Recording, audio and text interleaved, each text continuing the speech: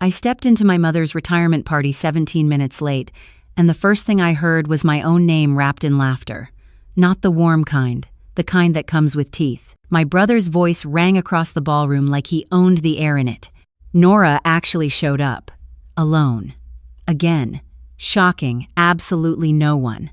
40, maybe 50 people turned to look at me. Some smiled, some looked away. A few raised their glasses like the joke was a toast. My mother stood near the head table in a silver gown that probably cost more than my rent. She looked at me the way you look at a stain on white linen, something that shouldn't be there, something that embarrasses you by existing. I straightened my back, walked forward, and said nothing. Not yet. Because what none of them knew, not my mother, not my brother, not the uncle already whispering behind his champagne flute, was that in exactly 22 minutes, the door behind me was going to open again, and everything they thought they knew about me would collapse. Let me go back. I grew up in Richmond, Virginia, in a house that looked like it belonged in a magazine. White columns, black shutters, a lawn so green it almost looked painted. My father was an orthopedic surgeon before he passed. My mother ran the household like a small corporation schedules, expectations, performance reviews disguised as dinner conversations. My older brother, Andrew, was the son. Scholarship athlete, law degree from UVA, married by 27 to a woman my mother handpicked at a country club brunch. He could walk into any room and own it, not because he earned it, but because my mother made sure everyone in that room already knew his name before he arrived. Then there was me. I was quiet. I read too much. I didn't play tennis or join the junior league. I wore the wrong shoes to my cousin's christening once, and my mother mentioned it for 3 Thanksgivings in a row. I wasn't rebellious. I wasn't difficult. I was just unremarkable to them, and in my family, being unremarkable was the worst thing you could be. My father was kinder. He'd sit with me on the back porch sometimes, not saying much, just being there. He once told me that the loudest person in the room isn't always the strongest. I held on to that like a coin in my pocket, something small and private that no one could take. When he died sudden, massive heart attack, I was 19. Whatever softness existed in that house went with him. After that, my mother's attention narrowed. Andrew became the legacy. I became the afterthought. She didn't dislike me. It was worse than that. She simply didn't consider me. At holidays, she'd set the table and forget my place setting. Not every time, just often enough to make me wonder if it was intentional. When I graduated from Georgetown, she came to the ceremony but spent most of it on the phone with the florist for Andrew's engagement party that same weekend. My diploma was never framed. Andrew's hung in the hallway the day after his graduation. By 25, I'd stopped trying to earn what was never going to be given. I moved to D.C., took a position at a cybersecurity firm, worked 60-hour weeks, and built something real. Something that didn't depend on anyone's approval. I also met someone. His name isn't important yet. What matters is that I chose, deliberately and completely, not to tell my family about him. Not because I was ashamed, because I was protective. I had watched my mother dissect every girlfriend Andrew ever brought home before he married the one she approved. I had watched her rank, compare, and quietly destroy anything she couldn't control. I wasn't going to hand her the one thing in my life that actually made me happy. So when the invitation came, my mother's retirement celebration, a gala at the Jefferson Hotel, I already knew I'd go alone. And I knew exactly what would happen when I did. The ballroom was beautiful. Crystal chandeliers, white roses on every table, a string quartet playing something slow and expensive. My mother had spent months planning this. It wasn't a party, it was a monument to herself. The guest list was curated. Local politicians, her hospital board colleagues, old money families who vacationed in the same places and donated to the same charities. I arrived in a dark green dress I'd bought with my own money. No designer label. No borrowed jewelry. Just me. The seating chart confirmed what I already suspected. Andrew sat at the head table with his wife, my mother, and a rotating cast of people she wanted to impress. My name was at table 14, near the kitchen. Between a distant cousin I hadn't seen since I was 12 and a retired dentist who apparently knew my father, I picked up my place card, read it, and slipped it into my clutch without flinching. As I crossed the room, I felt the stares. They weren't hostile. They were dismissive, which is harder to fight because there's nothing to push back against. People looked through me. A woman I recognized from my mother's book club leaned toward her husband and whispered something. He glanced at me and shrugged. At my table, the retired dentist asked me what I did. I told him. He nodded politely and returned to his bread roll. My cousin asked if I was still in D.C., then checked her phone before I finished answering. Across the room, the head table radiated warmth. Andrew was telling a story. His wife laughed on cue. My mother glowed, accepting compliments like she was receiving awards. She looked up once, caught my eye across the distance, and gave me a small nod. Not come here. Not, I'm glad you made it. Just an acknowledgement. A receipt for my attendance. Dinner was served. Speeches began. Andrew went first, naturally. He stood tall, adjusted his tie, and delivered a polished 5-minute tribute to our mother. Her strength, her sacrifice, her unwavering commitment to this family. He mentioned our father briefly, a great man taken too soon. He mentioned his own wife. He mentioned his 2 kids. He didn't mention me. Not once, not even in passing. Not a, my sister Nora is here tonight. Nothing. As if the family tree had one branch. I kept my hands flat on the table. I kept breathing. When my mother took the microphone, she thanked the guests, the staff, the organizers. She talked about her career, her patience, her purpose.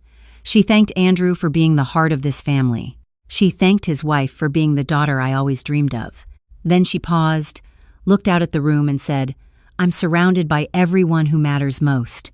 My cousin glanced at me sideways.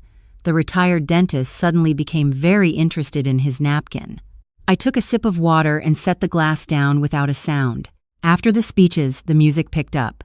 People danced. Conversations split into clusters. I stayed at my table, watching, counting the minutes until I could leave without it being noticed. That's when Andrew came over. He didn't sit down. He stood at the edge of my table with a drink in his hand, and that grin he always wore when he was about to say something he thought was clever. You really came alone, he said. I told Mom you would. I came to celebrate, I said. He tilted his head. Celebrate what exactly? You sitting here by yourself while everyone else actually has a life? A couple at the next table heard. They didn't intervene. They just watched. I have a life, Andrew. Sure, he took a sip, a job, and an apartment. Very inspiring. I could have responded. I had 100 things loaded and ready, but I'd learned a long time ago that engaging Andrew was like feeding a fire. The more you gave it, the bigger it got. So I stayed quiet. He leaned closer. You know what Mom told me last week? She said she wishes you'd at least pretend to try. Bring someone. Wear something nice. Act like you belong here. He gestured at my dress. This is a gala, Nora, not a Tuesday. Heat crawled up my neck. I pressed my palms harder against the table. Walk away, Andrew, I said quietly. He laughed. Not at the words. At me. Or what? That's when my mother appeared beside him. I expected her to intervene, to diffuse. Instead, she placed her hand on Andrew's arm and looked at me with the kind of tired patience you give to a child who won't stop crying. Nora, sweetheart, she said softly, loud enough for the nearby tables to catch. If you're not comfortable, you don't have to stay. No one will judge you for leaving early. I looked at her. She smiled, practiced. Perfect. I'm fine, I said. I'm exactly where I should be. Something shifted in her expression. Not guilt, irritation, like I was breaking an agreement I never signed. Andrew muttered something I didn't catch. My mother guided him back toward the head table, her hand on his back like she was escorting a prince away from a mess on the floor. I sat there for another minute, staring at the centerpiece. White roses, tightly arranged, not a single petal out of place, just like everything else in my mother's life. Controlled, beautiful, and completely suffocating. Then I stood up. I didn't leave. I didn't hide. I walked to the bar and ordered a sparkling water and stood where anyone who wanted to look at me could. I wasn't performing. I wasn't making a scene. I was simply refusing to disappear. That's when Andrew decided he wasn't done. He crossed the room with his drink sloshing slightly. His wife reached for his arm, but he shrugged her off. A few people noticed. Conversations dimmed. You know what your problem is, he said, loud enough now that half the room could hear. You always do this. You show up, sit in the corner, and make everyone feel guilty for actually living their lives. Andrew. His wife's voice came from behind him, soft, warning. He ignored her. Mom worked her entire life.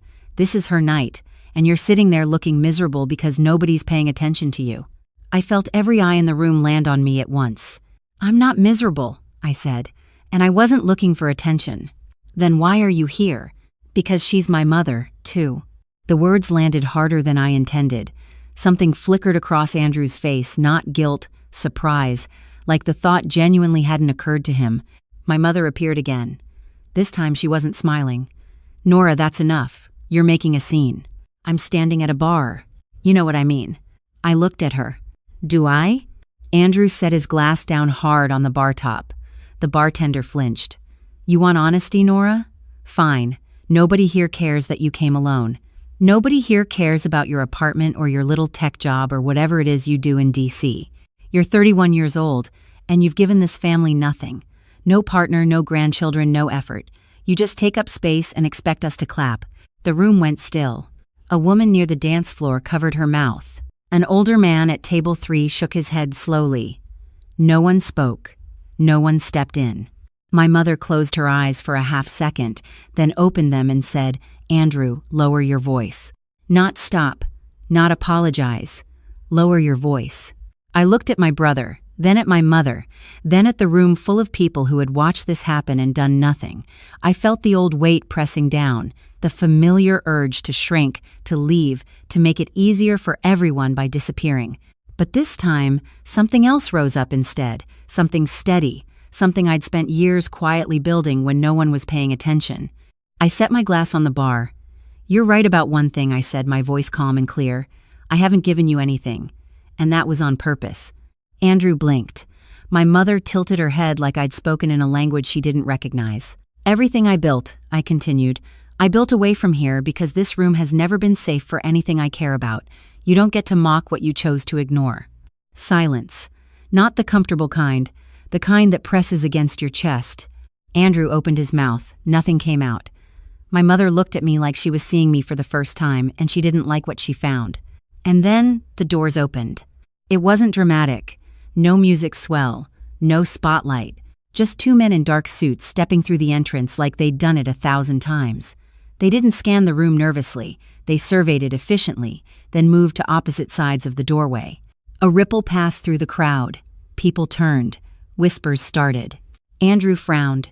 "Who?" My mother straightened instinctively, the way she always did when something threatened her control over a room. Then he walked in. He was wearing a charcoal suit, no tie, sleeves adjusted once at the cuff as he stepped through the door. Nothing flashy, nothing loud. But the room reorganized itself around him without anyone deciding to. People stepped aside. Conversations dropped to murmurs. Even the string quartet seemed to soften. His eyes found me immediately. I felt the tightness in my chest release, the thing I'd been holding all night loosening like a fist opening in warm water. He crossed the room without rushing, without acknowledging anyone else. When he reached me, his hand found mine. Warm, steady, familiar. "Hey," he said quietly. "Hey." He searched my face for a second, reading whatever he found there. "How bad?" "The usual." His jaw tightened slightly, but he didn't react beyond that. He turned to stand beside me, shoulder to shoulder, facing the room. My brother stared. My mother's composure slipped just slightly, her lips parted, her hand drifted to her collarbone. The universal signal for, "I don't know what's happening and I don't like it." "Nora," my mother said carefully, "who is this?" Before I could answer, he extended his hand to her. Not aggressive, not cold, just direct. "I'm Nora's husband," he said. "We've been married 2 years." If silence had a sound, it would have been that room in that moment. Andrew laughed first. A sharp, involuntary bark. "No way." "Way," my husband said simply. My mother didn't take his hand. She looked at me. "Married? For 2 years? And you didn't tell us?" "You never asked about my life," I said. "Not really." "That's not true. You didn't set a place for me tonight, Mom." Her mouth opened, then closed. I watched the calculation happen behind her eyes, the mental guest list, the seating chart, the realization landing quietly that she had, in fact, not set a place for her own daughter. Andrew shifted his weight. "This is ridiculous. Who even is this guy?" Someone at table 3 murmured a name. Then someone near the bar said it louder. Then a woman I didn't recognize gasped and pulled out her phone. My brother's face changed, not all at once, in stages, confusion, then recognition, then something that looked a lot like vertigo. That's he started. Yes, my husband said. No pride, no performance, just confirmation. My mother looked between us. I don't understand. There's nothing to understand, I said. I married someone I love. I didn't tell you because I knew exactly what would happen. You'd rank him. You'd compare. You'd turn him into another metric for measuring whether I'm good enough. Nora, that's unfair. Is it? Andrew just told a room full of people that I've given this family nothing. You called his wife the daughter you always dreamed of, with me standing 30 feet away. My mother pressed her lips together. For the first time in my memory, she had no prepared response. No redirect. No graceful pivot. Andrew found his voice. Look, I didn't mean... You meant every word, my husband said evenly. I was outside. The windows were open. Andrew went pale. The older man at table 3 stood up. For what it's worth, he said, looking at my mother, the boy said some pretty rough things. I don't think that's what David would have wanted. My father's name hit the room like cold water. My mother flinched. It was small, barely visible, but I saw it. Andrew looked at the floor. I'm not here to humiliate anyone, my husband continued, but I'm also not going to stand here and watch the woman I love be erased by the people who are supposed to know her best. A woman near the front, one of my mother's hospital colleagues, spoke up hesitantly. He's right, that speech earlier. She trailed off, glancing at my mother. You thanked everyone. You didn't mention your daughter. Another voice. I noticed that too. And another. So did I. My mother looked around the room. I watched the exact moment she realized that the image she'd spent decades constructing was developing cracks she couldn't plaster over by morning. Nora, she said, quieter now. Can we talk about this privately? We could have, I said. At any point in the last 10 years. You chose not to. Andrew's wife stepped forward. She hadn't spoken all night. Andrew, she said, her voice steady. We should sit down. He looked at her, then at me, then at my husband. For a second, I saw something human in his expression. Not an apology, but the beginning of a question he didn't know how to ask. My husband turned to me. Do you want to stay? I looked at the room one more time. At the white roses. At the chandelier. At my mother standing under the lights she'd arranged to make herself glow. At the empty seat at table 14 where my name card was still tucked inside my clutch. No, I said. I'm done. We walked toward the door together. Not fast, not slow, just steady. His hand was warm in mine. Nora. My mother's voice stopped me at the threshold. Not sharp, not commanding. Almost soft. You could have told me. I turned back. You could have noticed. She didn't respond. We stepped into the night air. The door closed behind us, sealing off the chandelier light and the whispers and the careful, curated life I'd spent years orbiting without ever being pulled in. My husband squeezed my hand. Your dad would have liked that. My throat tightened. You think?